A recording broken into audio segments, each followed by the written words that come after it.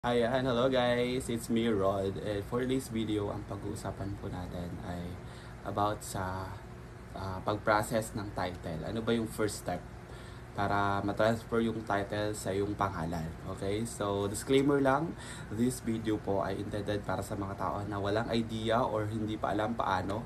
Ayan, so kung ikaw ay may idea na and alam na kung paano, just scroll up.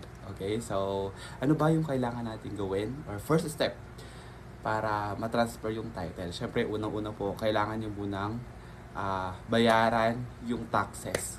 Okay? So, para mabayaran nyo po yan, kailangan nyo ipa-compute sa BIR kung magkano yung babayaran nyo. Which is, yung po yung, ang babayaran nyo po ay yung capital gains tax or the CGT and DST po or documentation stamp.